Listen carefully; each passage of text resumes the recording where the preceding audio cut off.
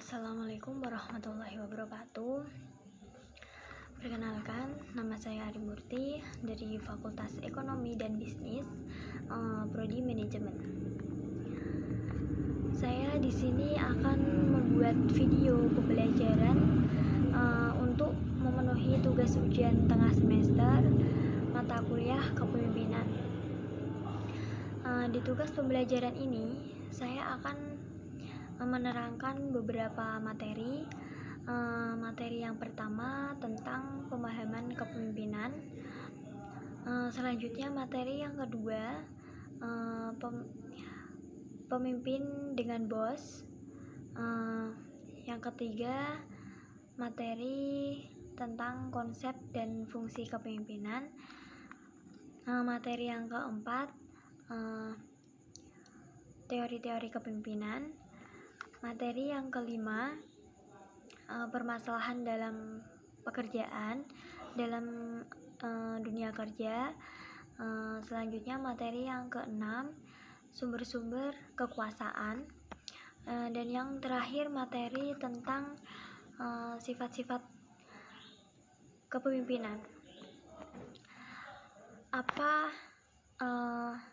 Yang pertama, saya akan membahas tentang pemahaman kepemimpinan. Apa itu sih pemahaman kepemimpinan? Kepemimpinan merupakan suatu ilmu yang mengkaji secara komprehensif tentang bagaimana mengarahkan, mempengaruhi, dan mengawasi orang lain untuk mengerjakan tugas sesuai dengan perintah yang direncanakan. Ilmu kepemimpinan telah semakin berkembang dengan seiring dinamika perkembangan hidup manusia.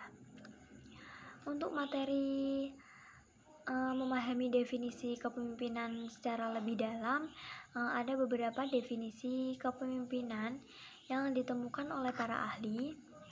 Yang pertama ditemukan oleh Stephen P. Robbins, mengatakan kepemimpinan kemampuan untuk mempengaruhi suatu kelompok ke arah tercapainya tujuan. Yang kedua oleh Richard L.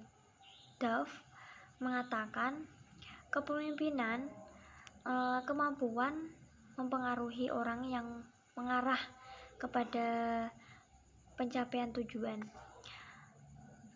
Selanjutnya oleh G.R. Terry memberikan definisi leadership is the activity of influencing people to strive willingly for mutual objective. Selanjutnya oleh Ricky W. Griffin mengatakan pemimpin yaitu individu yang mampu mempengaruhi perilaku orang, yang mempengaruhi perilaku orang lain tanpa harus mengandalkan kekerasan. Pemimpin yaitu individu yang diterima oleh orang lain sebagai pemimpin. Dan selanjutnya materi yang kedua tentang perbedaan pemimpin dengan bos. Perbedaan pemimpin dengan bos. Apa itu bos? Menurut Kamus Besar Bahasa Indonesia, bos mempunyai arti orang yang berkuasa, memberi dan mengawasi perintah kepada para karyawannya, majikan atau pemimpin di dalam perusahaan. Berdasarkan pengertian ini, anggapan bos yang bersifat dominan bisa dianggap valid, sebab definisi tadi mengatakan bahwa bos merupakan orang yang memberi perintah. Selanjutnya itu apa itu pemimpin? Leader atau Pemimpin menurut Kamus Besar Bahasa Indonesia mempunyai arti orang yang memimpin. Jika dibahas secara lebih lebar, kata memimpin itu sendiri mempunyai banyak arti. Di antaranya mengepalai atau mengetuai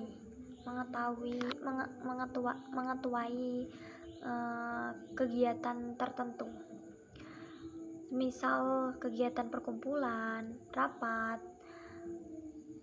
tertentu gitu. Terus memenangi paling banyak, memegang tangan seseorang sambil ikut berjalan untuk menuntun, memandu, dan lain-lain. Terus ada 6 poin yang menjelaskan mengenai perbedaan antara bos dan pemimpin. Yang pertama, perbedaan sikap. Perbedaan pertama yang dapat terlihat jelas oleh siapapun, yaitu perbedaan sikap antara bos dan pemimpin. Bos memiliki sikap memerintah atau menyuruh. Seorang bos akan berdiri di belakang dan hanya memerintah bawahan untuk melakukan pekerjaan sesuai yang diperintahkan. Di sisi lain, seorang pemimpin akan mengajak karyawannya untuk bekerja sama dalam membangun perusahaan. Dalam membangun perusahaan bersama-sama, pemimpin fokus berdiri di posisi terdepan dan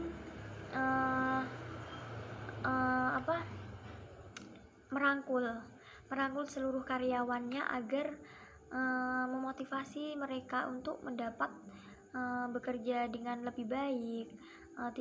Tidak heran apabila karyawan akan melihat pemimpin sebagai sosok panutan di depan perusahaan tersebut. Yang kedua itu perbedaan sifat. Selain perbedaan sikap, ada juga perbedaan sifat yang sangat lekat dengan masing-masing individu.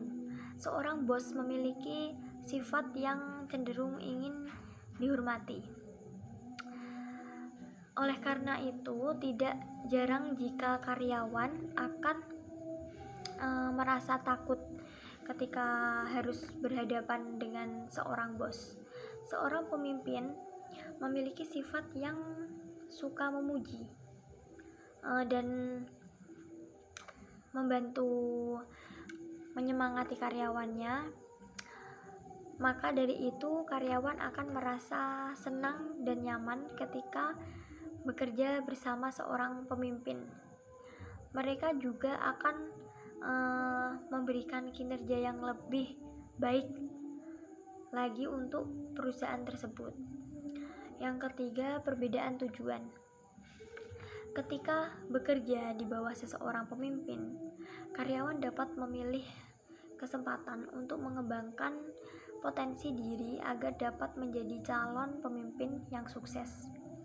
Sedangkan seorang bos memiliki tujuan untuk mempertahankan kekuasaan dan posisinya agar dapat mengendalikan orang-orang di sekitarnya. Yang keempat, perbedaan dalam pengambilan keputusan. Dalam pengambilan keputusan, seorang pemimpin akan mendengarkan ide-ide dan masukan dari karyawannya. Perusahaan yang memiliki seorang pemimpin akan sering terbuka melakukan forum diskusi sehingga karyawan memperoleh kesempatan untuk turut mengambil andil dalam mencari solusi untuk suatu masalah dan mengembangkan perusahaan.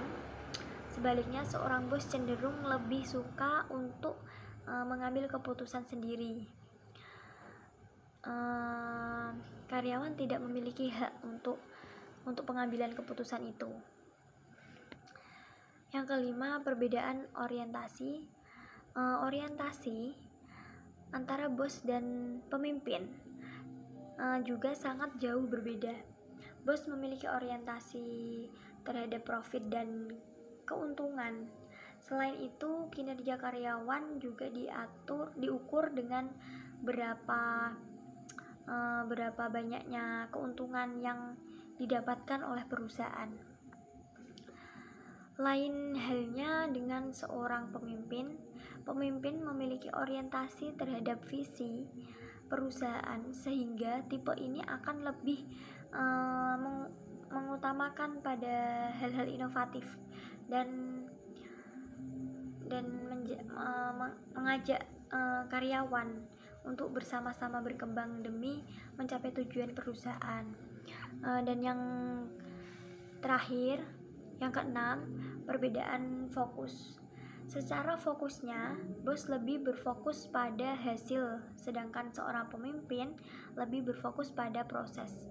Bos akan mengukur target pencapaian kinerja karyawannya dengan angka, sedangkan seorang pemimpin akan melihat proses yang dilakukan oleh karyawan. Dalam proses itu, pemimpin akan melihat kualitas masing-masing karyawan dan bagaimana mereka berkembang sesuai dengan visi perusahaan. Yang ketiga itu konsep dan fungsi kepemimpinan. Materi yang ketiga, konsep dan fungsi kepemimpinan. Untuk itu, fungsi dan tipe kepemimpinan. Fungsi kepemimpinan, fungsi artinya jabatan atau pekerjaan yang dilakukan atau kegunaan sesuatu hal atau kerja atau suatu bagian tubuh. Sedangkan fungsi kepemimpinan berhubungan langsung dengan situasi sosial dalam kehidupan kelompok atau organisasi. Masing-masing yang mengisyaratkan bahwa setiap pemimpin berada di dalam dan bukan di luar situasi itu. Fungsi kepemimpinan merupakan gejala sosial karena harus diwujudkan dalam interaksi antar individu di dalam situasi sosial suatu kelompok atau organisasi. Fungsi kepemimpinan memiliki dua dimensi. Yang pertama, dimensi yang berkenaan dengan tingkat kemampuan mengarahkan dalam tindakan atau aktivitas kepemimpinan atau pemimpin. Yang kedua itu dimensi yang berkenaan dengan tingkat dukungan atau keterlibatan orang yang dipimpin dalam melaksanakan tugas-tugas pokok kelompok atau organisasi. Secara operasional dapat dibedakan dalam 5 fungsi pokok, yaitu yang pertama fungsi instruksi, bersifat komunikasi satu arah. Pemimpin sebagai komunikator merupakan pihak yang menentukan apa, bagaimana, bila mana, dan di mana perintah itu dikerjakan agar keputusan dapat dilakukan secara efektif. Kepemimpinan yang efektif memerlukan kemampuan untuk mengarahkan dan memotivasi orang lain agar mau melaksanakan perintah. Yang kedua itu fungsi konsultasi. Fungsi konsultasi itu bersifat komunikasi dua arah pada tahap pertama dalam usaha menetapkan keputusan. Terus pemimpin kerap kali memerlukan bahan pertimbangan yang mengharuskannya berkonsultasi dengan orang-orang yang dipimpinnya, yang dinilai mempunyai berbagai bahan informasi yang diperlukan dalam menetapkan keputusan. Yang ketiga itu fungsi partisipasi. Dalam fungsi ini pemimpin berusaha mengaktifkan orang-orang yang dipimpinnya, baik dalam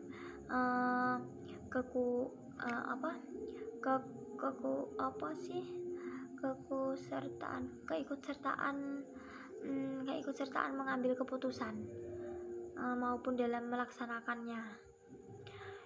Selanjutnya fungsi delegasi. Fungsi ini dilaksanakan dengan memberikan pelimpahan wewenang, membuat atau menetapkan keputusan baik melalui persetujuan maupun tanpa persetujuan dari pemimpin. Selanjutnya fungsi pengendalian. Fungsi pengendalian bermaksud bahwa kepemimpinan yang sukses atau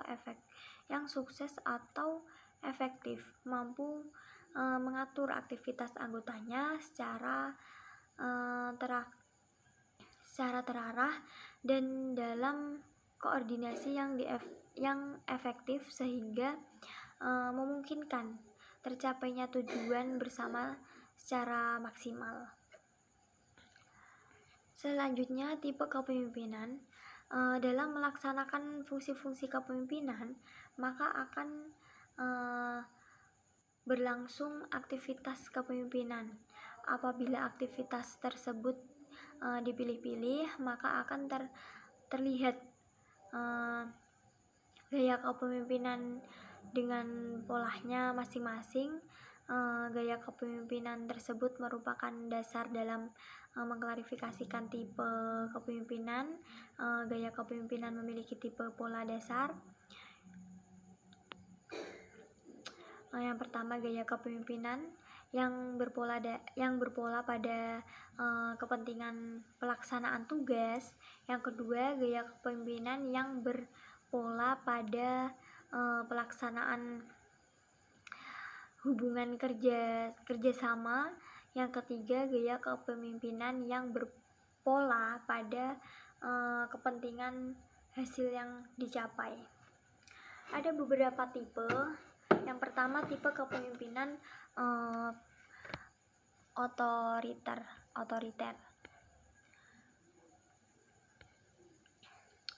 Menempatkan kekuasaan di tangan satu orang. Pemimpin bertindak sebagai penguasa tunggal. Kedudukan dan tugas anak buah semata-mata itu hanya sebagai pelaksanaan keputusan.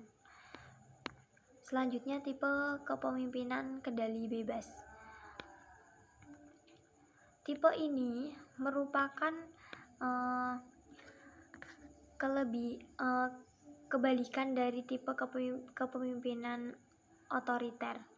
Kepemimpinan keterdudukan sebagai simbol.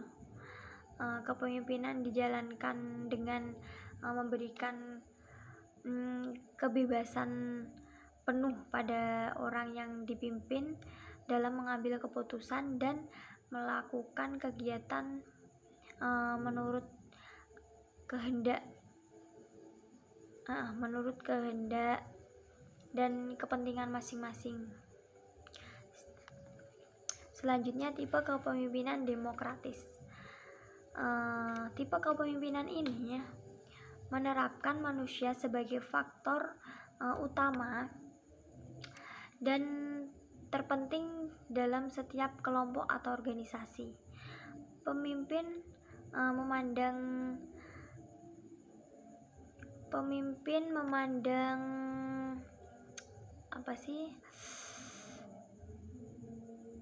menerapkan orang-orang yang dipimpinnya sebagai sebagai subjek yang dimiliki kepribadian dengan berbagai aspeknya. Selanjutnya materi tentang teori-teori kepemimpinan.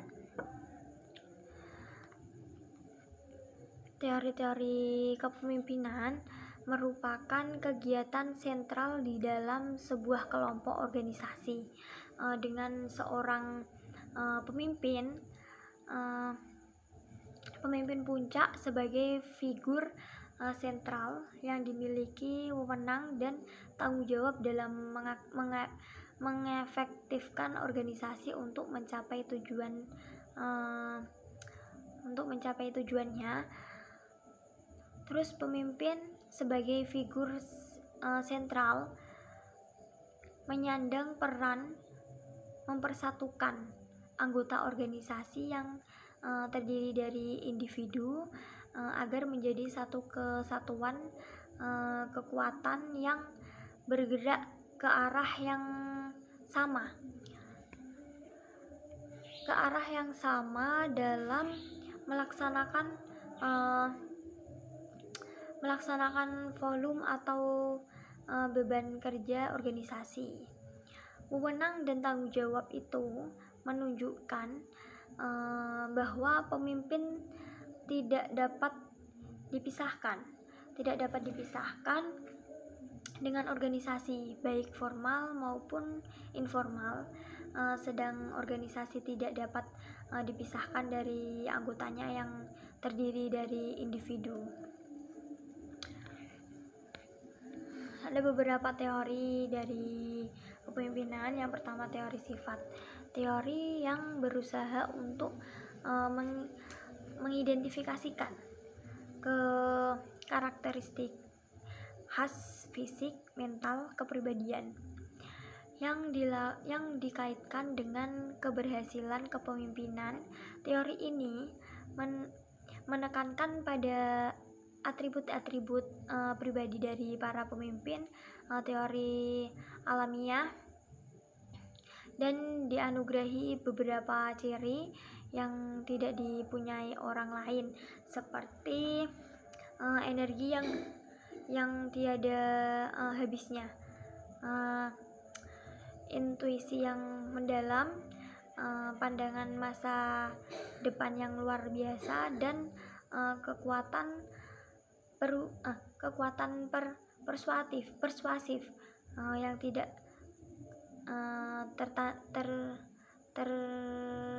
tertahankan. Teori kepemimpinan ini menyatakan bahwa keberhasilan menjalankan manajerial disebabkan karena memiliki kemampuan luar biasa dari seorang pemimpin. Yang kedua, teori perilaku. Teori perilaku ini setelah pada tahun 50-an teori sifat kepemimpinan semakin tidak populer. Studi mengenai kepemimpinan diarahkan pada perilaku pemimpin. Situasi tersebut menghasilkan suatu teori baru di zamannya yang disebut teori perilaku. Teori ini bertolak dari pemikiran bahwa kepemimpinan untuk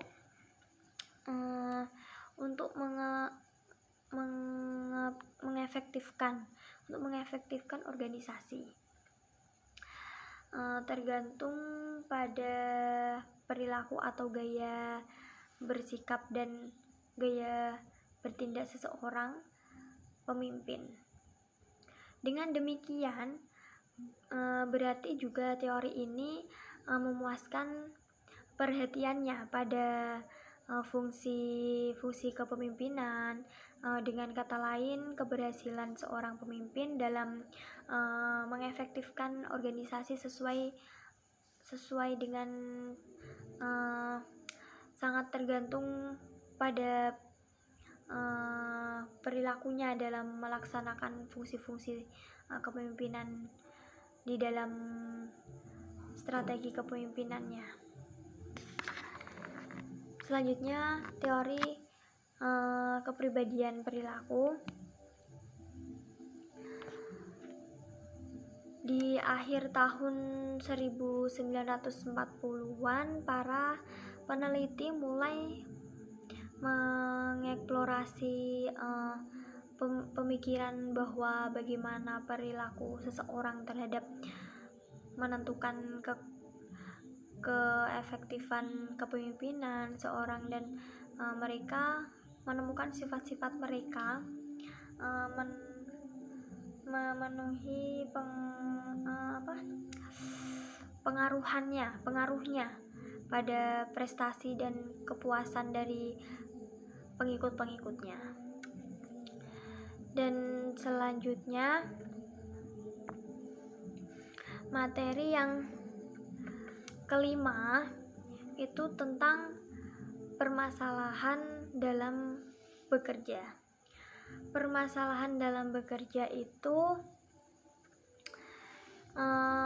seperti kayak ada bentrok dengan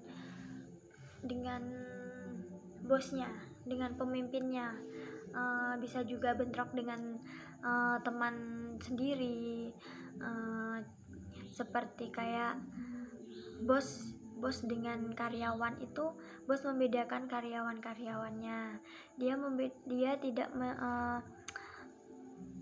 menyamakan karyawannya, dia membedakan karyawannya dengan satu karyawan dengan karyawan yang lain. Itu antar bos dengan karyawan. Sedangkan karyawan sesama teman sendiri itu bisa juga dikarenakan keirian atau ketidaksukaannya, dia merasa ada kayak lawan lah di pekerjaan itu gitu. Dan selanjutnya, materi yang ke-6, ada sumber-sumber kekuasaan. Sumber-sumber kekuasaan, yang pertama itu ada dasar atau sumber kekuasaan menurut Robin dan Jun, dikelompokkan dalam kategori formal power dan personal power. Formal power dapat disertakan pada posisi individu dalam organisasi yang dapat berasal dari kemampuan memaksa atau menghargai, atau dari wewenang formal. Sumber-sumber kekuasaannya itu kekuasaan datang dari berbagai sumber, diantaranya kedudukan, kekayaan, dan kepercayaan. Seorang atasan dapat memerintahkan bawahannya agar melakukan sesuatu. Jika bawahannya melanggar perintah atasan, maka bawahan bisa dikenai sanksi. Dan materi selanjutnya itu sifat kepemimpinan. Untuk materi selanjutnya dari sifat kepemimpinan, mungkinkah kita membuat daftar pokok kepemimpinan yang berhasil? Bila mungkin kita akan dapat melihat seperti apa seharusnya pemimpin itu, sehingga dapat memilih dan mengembangkan seorang pemimpin. Orang dapat berusaha menganalisis pemimpin besar dan menyusun daftar keunggulan yang membuat mereka tergolong berhasil.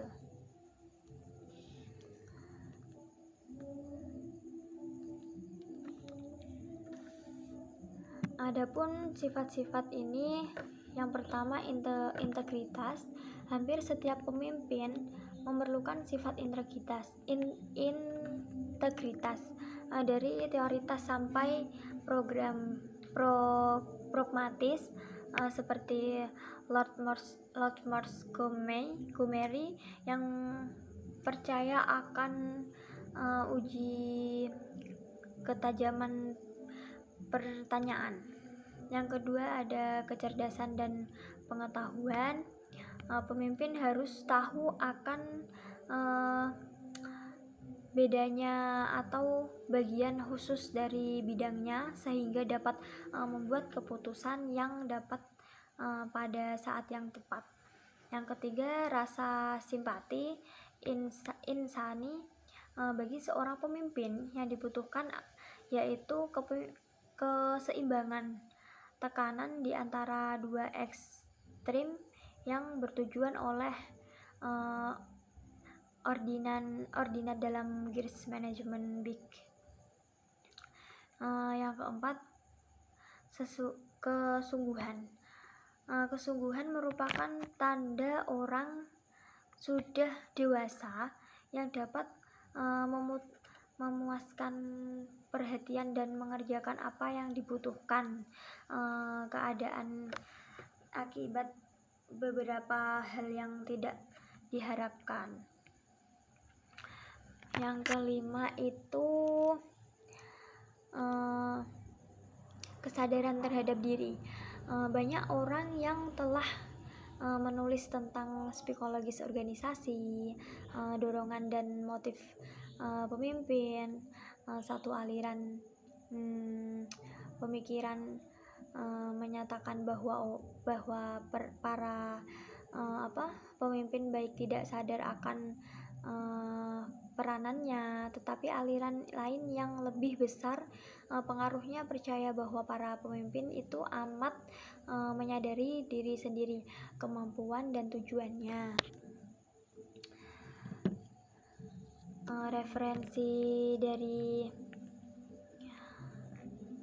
Referensinya itu dari buku Ilmu Politik dalam Kesehatan dan Keperawatan, Ujang Permana, terbit pada tahun 2006, dan dari buku Manajemen Kepemimpinan, Teori dan Aplikasi dari Rahmat Fahmi, terbit pada tahun 2017, dan dari buku Kepemimpinan dan Perilaku Organisasi, Prof. Pfizer, Prof. Dedi Mulyadi pada tahun 2014. Sekian dan terima kasih. Wassalamualaikum warahmatullahi wabarakatuh.